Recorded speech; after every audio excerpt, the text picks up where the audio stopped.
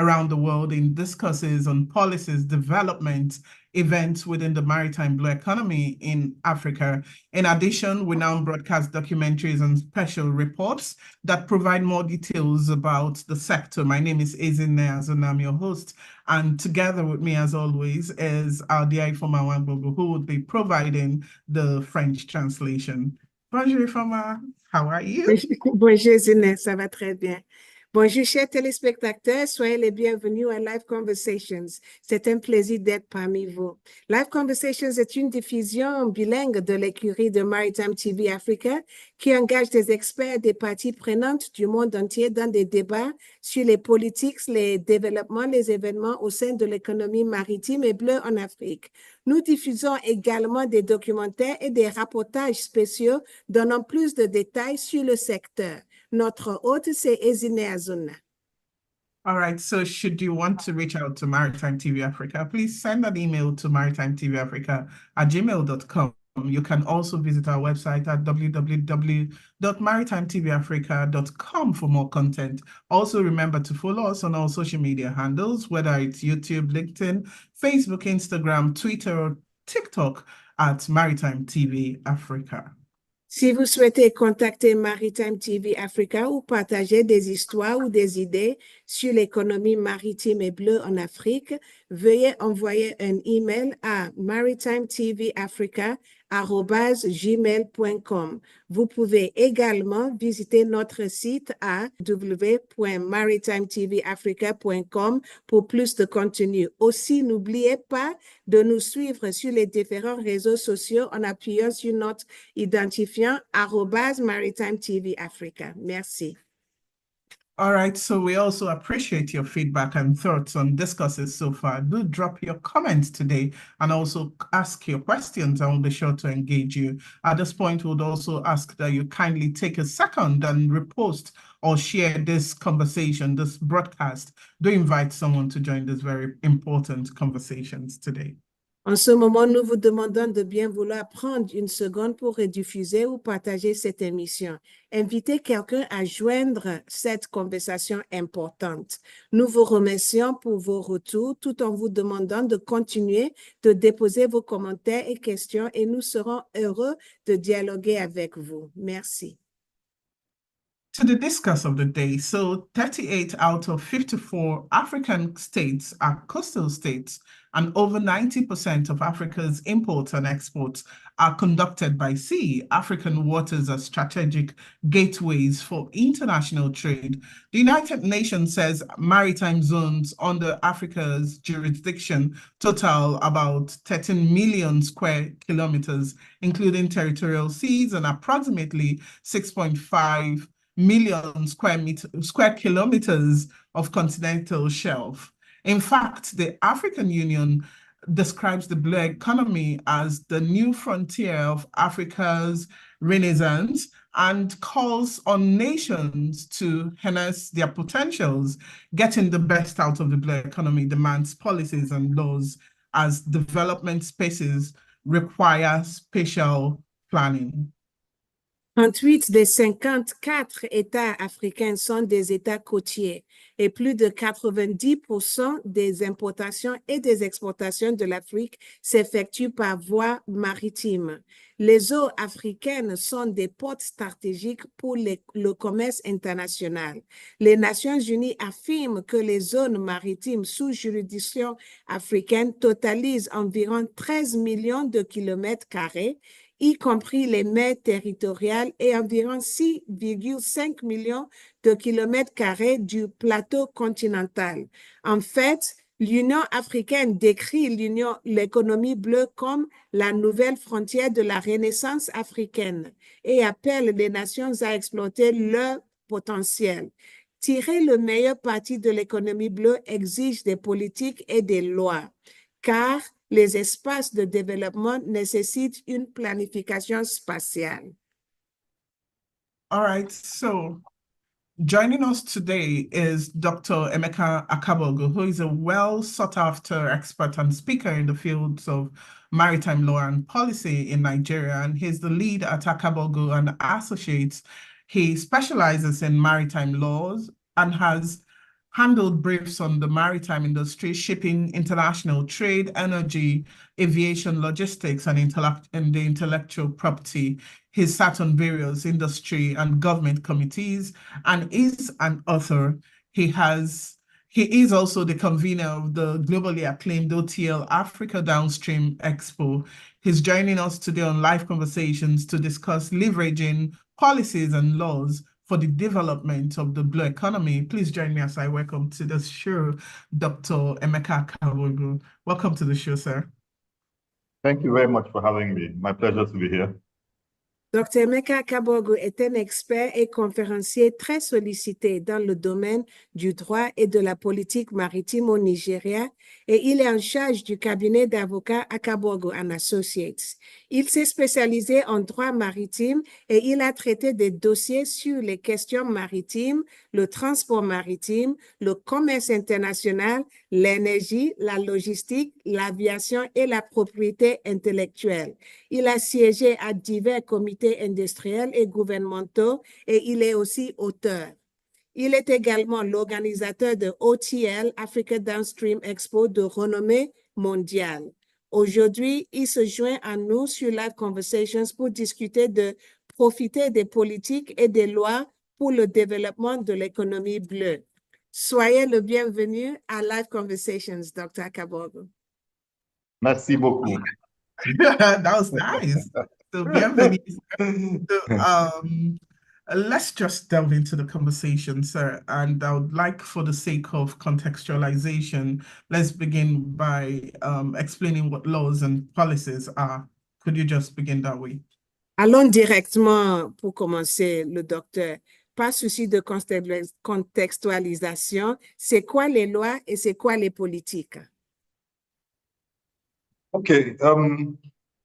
I mean, it's easy to assume everybody knows what it is, but really laws refer to rules and regulations which are put in place in a society to ensure order. They include mandates and they include sanctions. And the essence is to ensure that there is order in the society and that people have clarity on how things should be done and consequences for not doing things in a certain way. And this is the only thing that ensures that in the modern society, there is a routine of expectations which ensure people are able to live in harmony. C'est facile à croire que tout le monde comprend ou sait ce que c'est que les lois et les politiques, mais à vrai dire, ce sont les règles et les réglementations pour assurer l'ordre dans la société. Les lois et les politiques, y compris les mandats et les punitions, et qui donnent l'attente à ce que tout le monde, la société, vit en harmonie et dans une façon normale et habituée sans des infractions.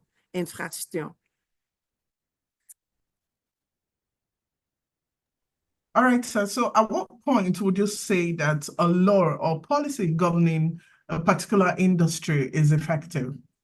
À quel point, en ce moment, à quel moment direz-vous qu'une loi ou une politique régissant une industrie est efficace? Well, a law is effective if the outcome for which it was made is realized. That's essentially it. Same applies to a policy. And it just occurred to me that I didn't define a policy. You know, while a law is a mandate, a policy is a framework of action which is put in place to realize a certain goal or objective. So a law or a policy, or both of them, will be effective where the reason for which it was put in place is being realized. And the corollary to this definition is that an effective law needs to have benchmarks for assessments and measurements to ensure that it can be reviewed to gauge its effectiveness at every point in time. So that would be my short answer. Pour couper ça court, je dirais qu'une loi est efficace si le résultat pour lequel ça a été mis en place est réalisé, du même que les politiques. Et ça me rappelle que j'ai pas donné la définition pour les politiques. Les politiques sont des cadres qui sont mis en place afin d'arriver à un but précis. Donc, une loi est efficace si le but est atteint à la fin du jour. All right, let's narrow it down further. How does the growth of the blue economy and African economies connect with policymaking or the enactment of laws? OK, allons plus droit maintenant en ce qui nous concerne. Quel est le lien? Y a-t-il un rapprochement entre la croissance de l'économie bleue et les économies africaines avec l'élaboration des politiques et des lois? The blue economy is an area in which many countries are only lately beginning to pay significant attention. And that is because it is expected that the blue economy has a lot of potentials which could help the countries of the continent. Now, if that potential is going to be realized, then the countries need to be deliberate in articulating a roadmap to ensure they're able to fully explore and exploit these potentials. This roadmap is what will define the policies for the blue economy. And when you have a policy, then to ensure that that policy is effective, you see that sometimes you need to have laws in place to back those policies. Sometimes you may not have laws, but you have a framework of action which finds itself expressed in existing laws that also needs to support it. So the relationship between the blue economy and policies and laws is a relationship that is founded on ensuring that the potentials of the blue economy are translated to reality. And this only can happen through the anchor of laws and policies. Oui, il y a directement un lien. Le lien qui existe entre l'économie bleue et les politiques et les lois, c'est le lien qui établit que les lois doivent aider à atteindre le but. La phrase, le lexique économie bleue s'est rentré récemment dans le but des pays parce que nous avons vu qu'il y a beaucoup de potentiel dans l'économie bleue. Donc, nous devrons être, les nations doivent être intentionnelles. Ils doivent être intentionnels en traçant leurs objectifs, leurs politiques afin d'avoir une économie bleue qui atteigne le but de déceler les potentiels que ça existe dans l'économie bleue. Donc, il y a un rapprochement, ça c'est clair. All right, Doc, could you attempt like a healthy critic of some of the blue economy policies and laws that exist from whatever nation of your choice? So issues like piracy or IUU or fishing, any area that you find very comfortable, could you show whether we have strong, weak, or just average policies or laws around the black economy? Monsieur le docteur, pourriez-vous tenter une critique objective de certaines politiques et lois de l'économie bleue, par exemple la piraterie ou la pêche illégale non déclarée, non réglementée, ou la conservation des eaux, n'importe lesquelles lois, les processus douaniers. Faites-nous une critique. Est-ce que nous avons des lois fortes, faibles ou juste moyennes? I think that we largely have adequate laws.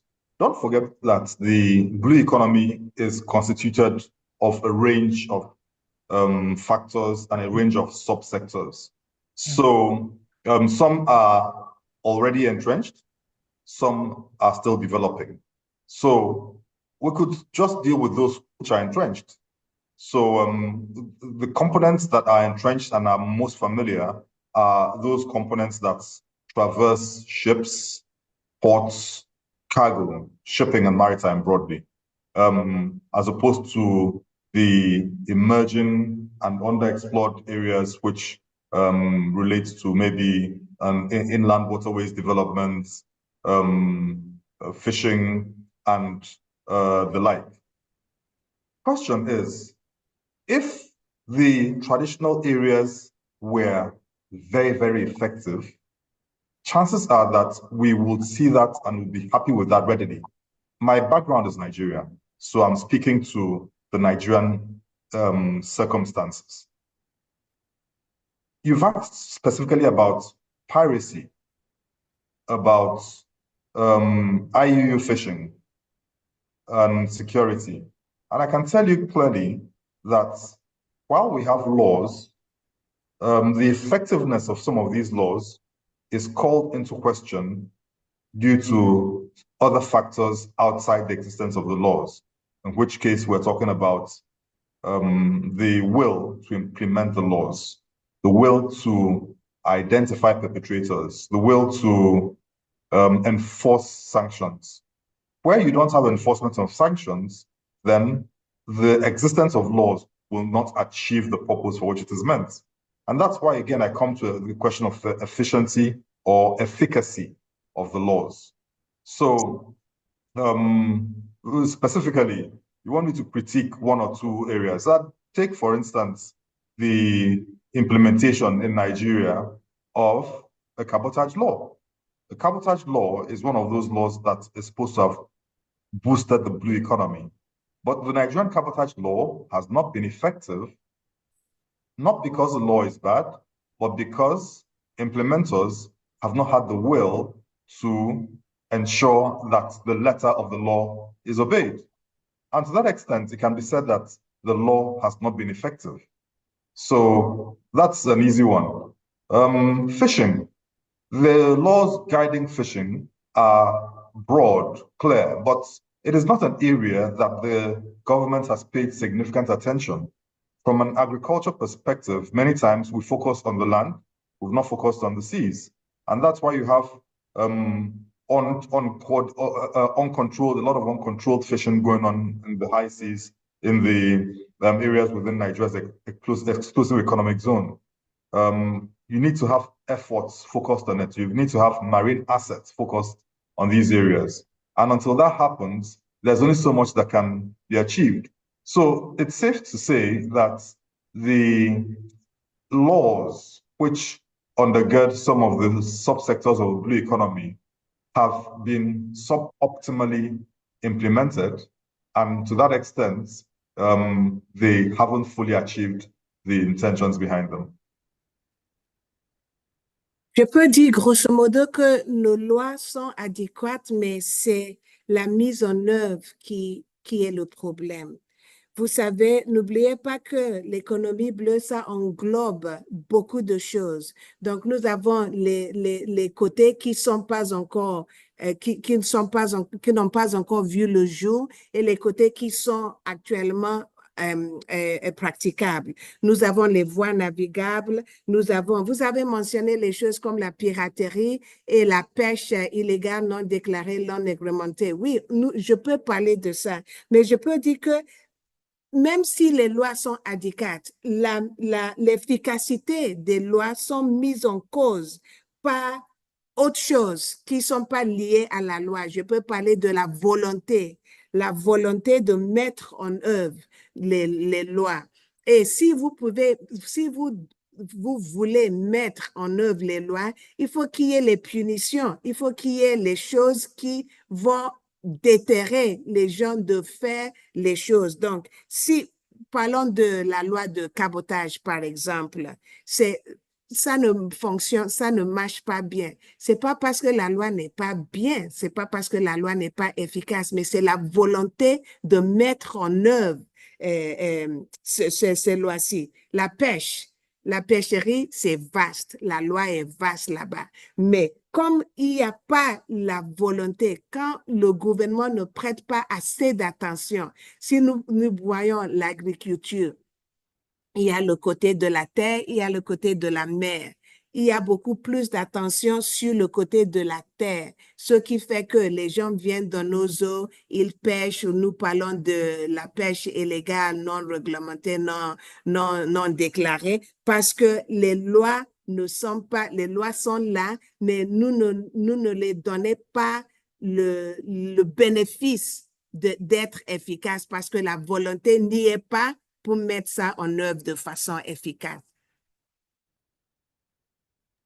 Thank you very much, Doc. So my thoughts now are that given the African Continental Free Trade Agreement, how would the effectiveness of the Blue economy policies in a proactive African nation be affected by that of a docile nation?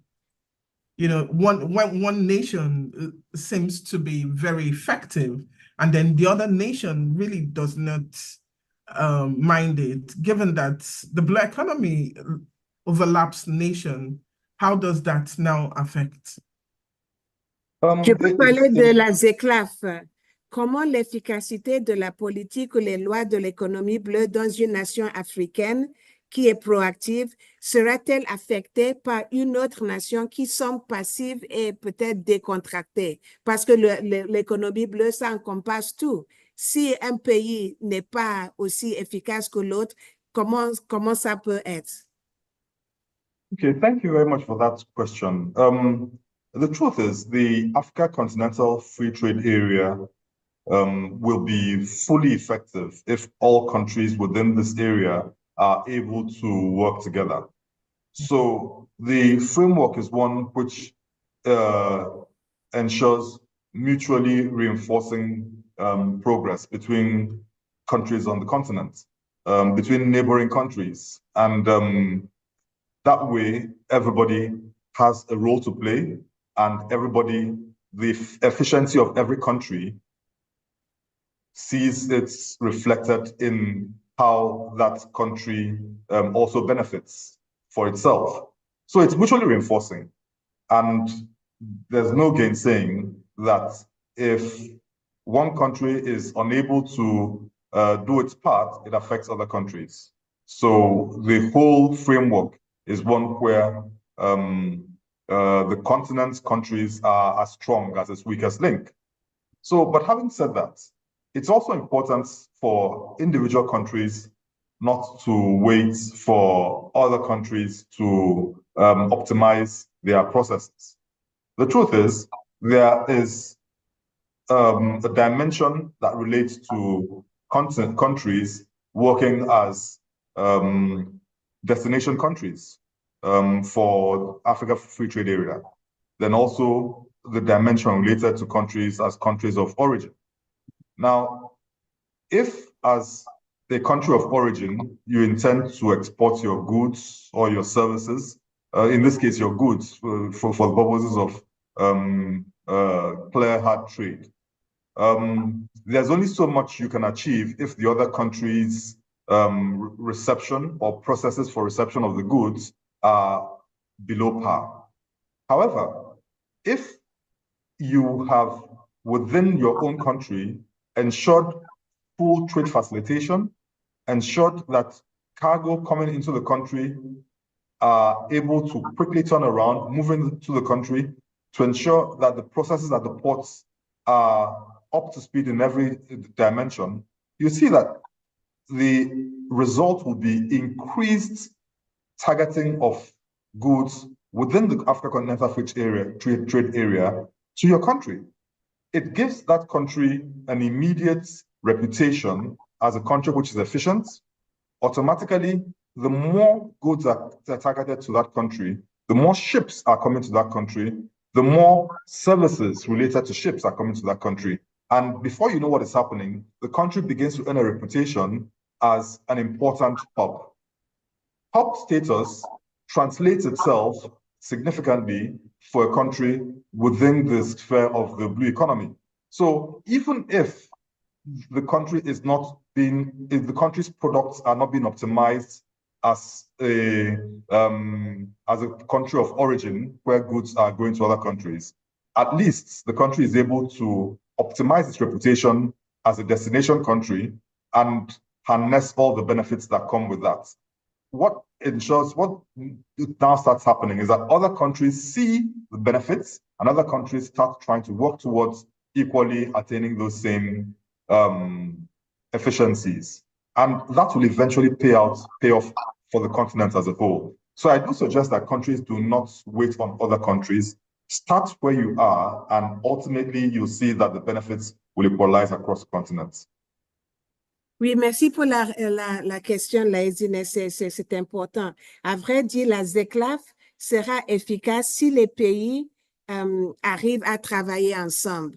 Cela va sans dire, c'est donnant-donnant. Si le pays travaille ensemble et le cadre de la ZECLAF est tel que il faut que les pays travaillent ensemble pour que ça marche. Mais ayant dit ça, moi, je dirais que les pays de façon individuelle ne doivent pas attendre les autres.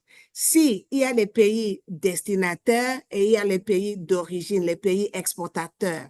Si vous êtes un pays destinataire, même si les autres pays ne font pas ce qu'il faut, si vous, en tant que pays destinataire, vous faites les choses telles qu'il le faut, les choses arrivent à temps, vous arrivez à dédouaner à temps, vous devenez un pôle de commerce.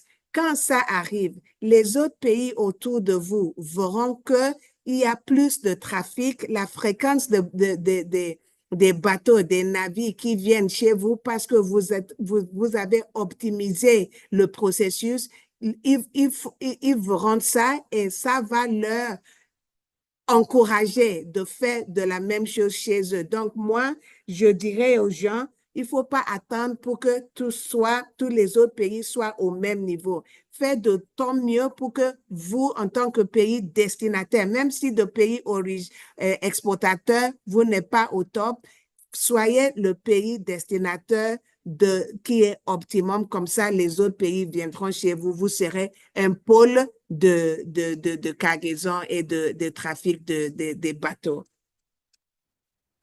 Thank you very much, Doc. So at this point, I'm wondering if there are African countries topping the chart in terms of the effectiveness of their laws and policies in the industry. Would there be any you would point out to as doing the right thing?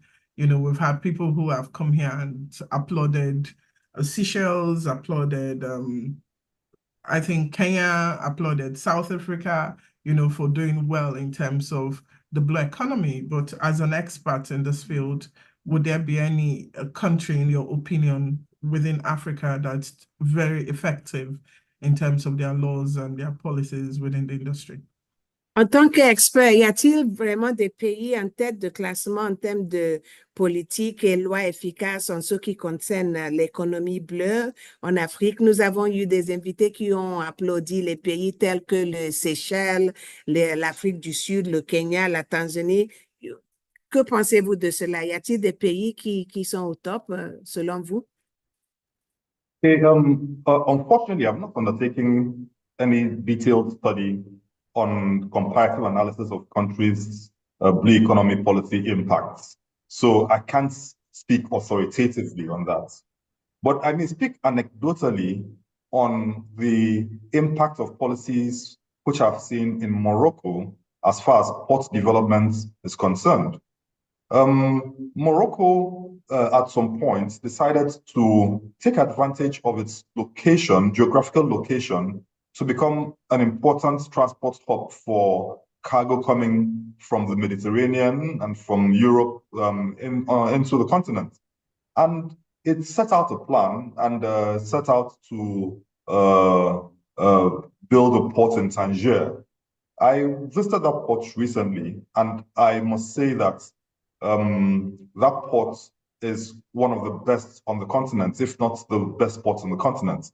In terms of its throughput, in terms of its efficiency, that port was developed much later than many ports on the continent, about 2005, 2006, and very quickly has ramped to the highest ranking on the continent as far as throughput is concerned and volumes. Of course, even though that is not unrelated to its geographical location, but it's been able to take advantage of it, institute a framework where technology is optimized and created significant employment and a sub-economy essentially for Morocco from that port through the operation of, through the efficiency of its operations.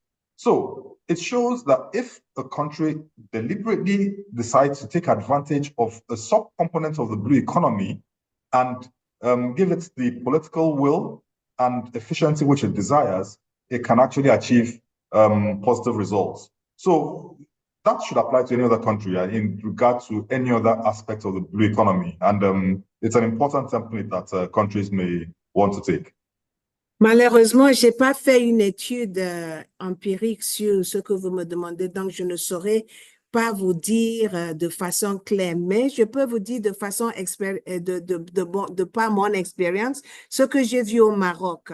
Le Maroc a bénéficié de sa situation géographique et a fait de soi un pôle de transport. J'ai eu le plaisir d'aller au port de Tanger, ça fait pas longtemps, et j'étais vraiment épatée de ce que j'ai vu. Il est vrai que c'est bien situé de façon géographique, mais ils ont pu prendre ça et travailler avec ça de façon maintenant que l'efficacité du port, c'est au premier rang, c'est vraiment au top. Donc, ça veut dire que n'importe quel pays peut prendre l'avantage de soit géographie et mettre la volonté politique afin de faire de ce qu'il peut faire pour l'économie bleue, afin de faire ça une économie florissante. Parce que j'ai vu ça au Maroc et vraiment, ça m'a encouragé. At this point, we still have Nigeria yet to present an integrated blue economy policy since the creation of the ministry. What would be your reaction to that?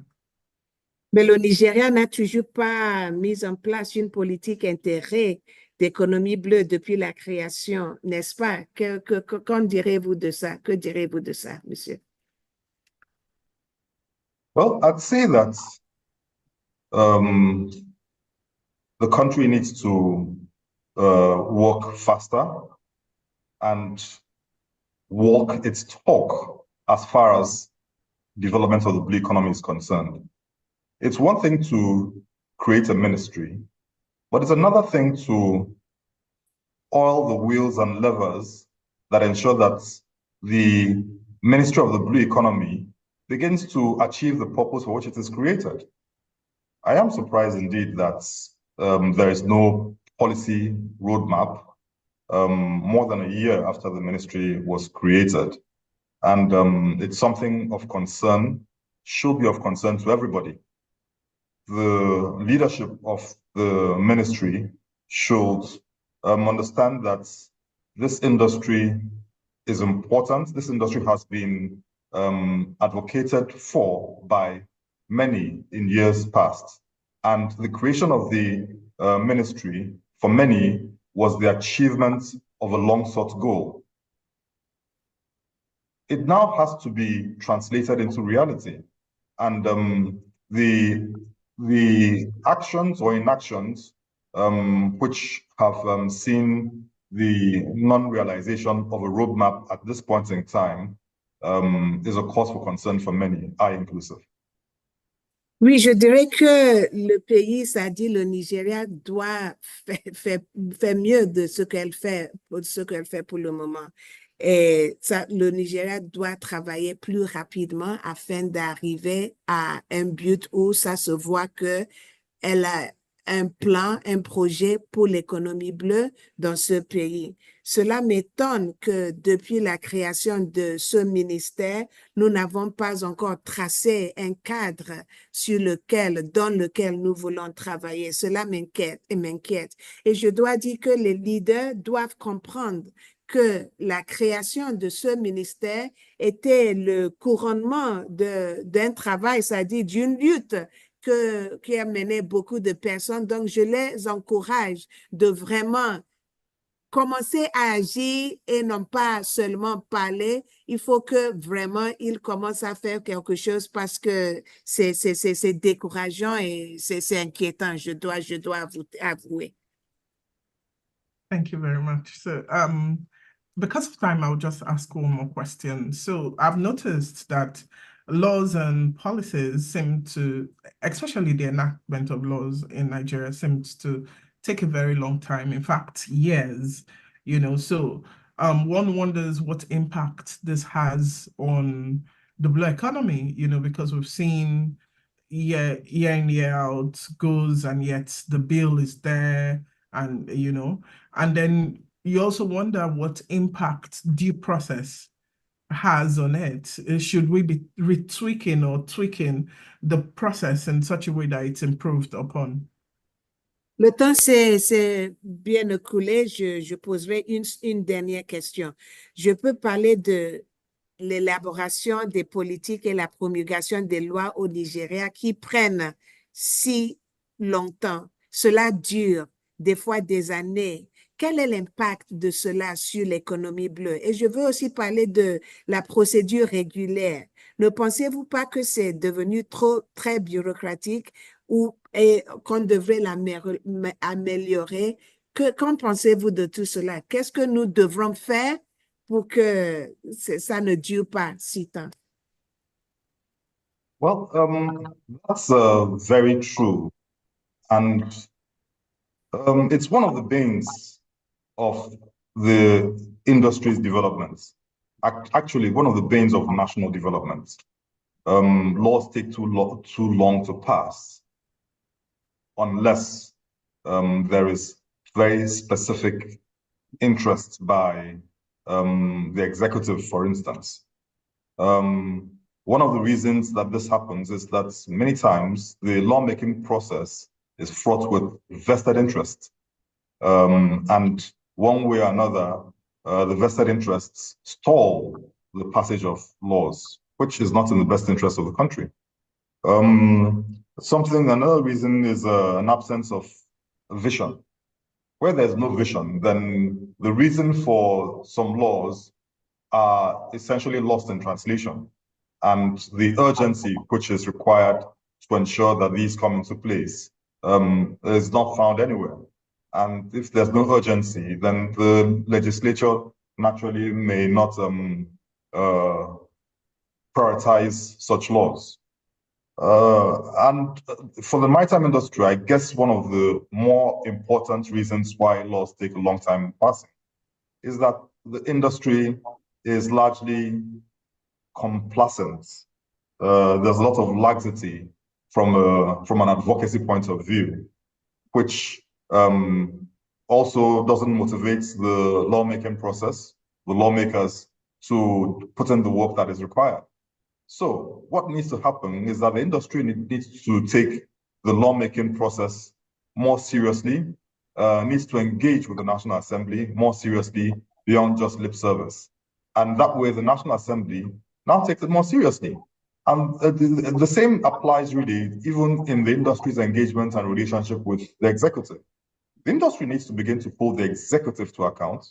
That way the executive is able to put its nose to the grind to ensure more efficacy of its actions.